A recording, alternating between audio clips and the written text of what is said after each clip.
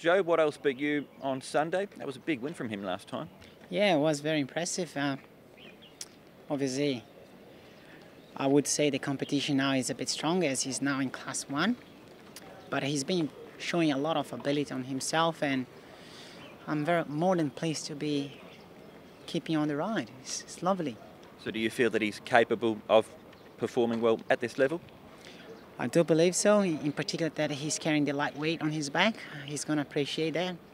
He can run good timing, so hopefully he produces the same kind of section as he did last time. With the light weight on his back, as I said, I think he's going to be very hard to beat. Sam, you won on solo patch last time out as a bit of an outsider. Was that a surprise win for you? I wouldn't say a surprise. The horse had been working very well, and his trial going into that run was excellent. You could say he probably wasn't really screwed down and ready, but as I said, he'd been working well, and I think the horse has some ability, so it was nice to see him come out and win the other day. So in that sense, if he wasn't fully screwed down, that bodes well for Sunday, doesn't it? It sure does. I think the horse has taken some improvement. His work's been very good, and he worked particularly well this morning. So, good competitive race on Sunday. Quite a few chances in the race, but you know, he should make his presence felt for sure. One of the rivals in the race, Sparkling Dragon, a horse that you've had a lot to do with. How do you compare the two? Yeah, obviously, you know, Sparkling Dragon, there's probably not much between them really. Both similar sort of profile types. They go forward and put himself into the race. No, I like Solar Patch, and I think he's a talented type, and he's definitely on the up. In the Champions Mile, Tony, beauty only. Were you a bit surprised that he was able to win the Old Boy last time? Well, you know, if you consider his races in the past, it's always hasn't been running a real fast race, you know. And as I said, he needs a firm track, and he needs the pace on. Once the pace is on, the better his chance gets, you know. Are you happy with the way that he's come out of his last run? Yeah, I mean, he haven't lost a pound even. Can you imagine? He puts on weight instead. That's the only thing I'm worried about. He needs racing more often, that's all. Beat the Clock, Joe, in the sprint. You had the choice, him or iVictory. Why did you go with Beat the Clock? I went with him because he has won last time a group race with me, Group 2. He beat the Hong Kong sprint winner, which was Mr. Stunning. He ran a very good section, in particular his last 400 meters. Very few horses has been able to run that sections.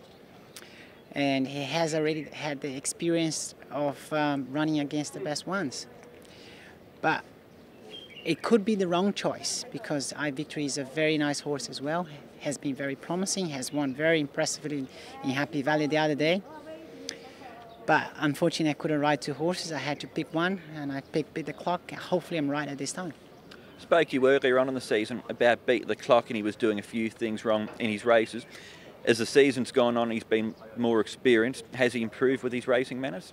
He has improved, but I would say he hasn't improved that much that I wish he had. But still, as I know the horse very well, I still believe I'm capable to get the best out of him.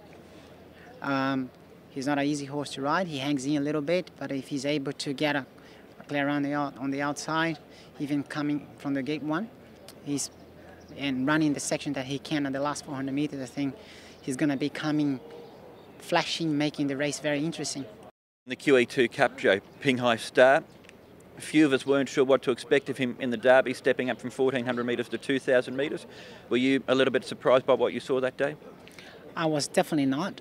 I was even indicating that he was very dangerous on my point of view before the Derby. I was quite surprised the way how he won the race. He won very easily, and he beat some of the best 4 years old in town. He is a very talented type of a horse, and I'm very hopeful that he can produce the same kind of form. You rode him in a barrier trial recently over 1,600 metres. What sort of feel did he give you in that trial? He gave him the feel that he's a very special horse, so hopefully I'm not wrong. Hopefully he can deliver the best form of himself. It is a very tactical race. It's going to be very, very tough, in particular because it seems like there is no pace in the race, and time warp, which I target as the main dangers. I think he's going to have such an easy time in front. My horse is not a type of a horse that will be challenging him for pace. So I'm I'm just hoping that the pace is not that slow. And if it's not that slow, I think he's going to be flashing home to make the race very interesting. You're our leading rider here in Hong Kong. It's Champions Day, one of our biggest days for the season. How are you feeling a couple of days out from it? I feel great. I feel very excited. It is a special meeting. We got a lot of international horses and connections in town, making it become so special. And I'm very pleased and hopeful with the amount of rides that I've got. I've got a good bunch of good rides, so hopefully we can be delivering good form.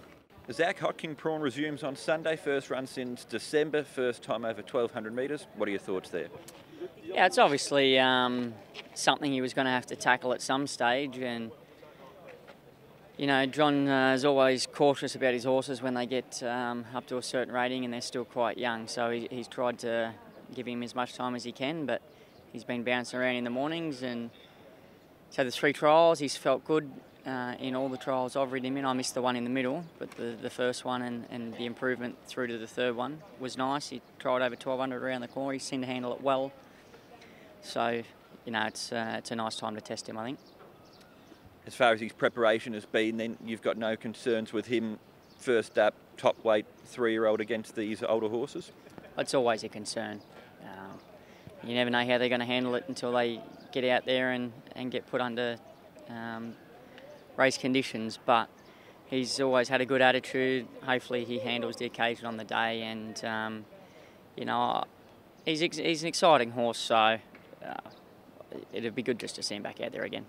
So there's still more to come from him, more improvement, more progression? I hope so. You can never be certain of that, but I hope so. Just a couple of others wanted to quiz you on in the race you've had a bit to do with. California Fortune, also Summer Passage, having his first run in Hong Kong. What are your thoughts on those two? Yeah, well, California Fortune's been racing really well. You can just forget his last run. Went 100 miles an hour through the first 600 metres, and no horse can sustain that pressure. I thought it was a good effort to stick on like he did in the start before. He looked as if he had the race won and just seemed to labour when he was in front. He sort of just gave it away. So he's racing well. Summer Passage, his first trial I thought was just okay. I didn't ride him in his second trial, but I was on him for his last trial, and he trialled really well. He gave me a good feel, and I think he'll run a very good race. Rhys Isaac, you ride him in the last on Sunday. You've also been riding Simply Brilliant, who's won his last 2. Why are you on Rhys High though? Casper booked me a fair way out for the race. You rode him in his most recent trial. He's had a bit of time off. How did he feel? He felt good. It's the first time since he's been in Hong Kong that he's actually given me the feel of a horse that's ready to be competitive in a race, and I suppose that's reflective of how he went last time as well. How do you compare him with, say, a horse like Simply Brilliant? They're different horses. Simply Brilliant feels like he's a very lightly framed horse. He's quite hot-headed, and you know, he's not an easy horse to manage. You know, I don't know if we've seen the best of him yet. We're still going to see the best, but Rhys High, I think, is just starting to hit his straps, and although he's also been a little bit difficult to manage, he's an easier ride now than what Simply Brilliant is, and I think he's got it all before him as well. But I think they're both nice horses, and it'll be a competitive race.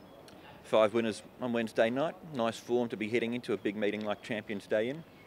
Yeah, it is. I've still got a mountain to climb. Hopefully I can ride another 4 or 5 winners at another meeting coming up quite quickly. This weekend would be nice. See how we go.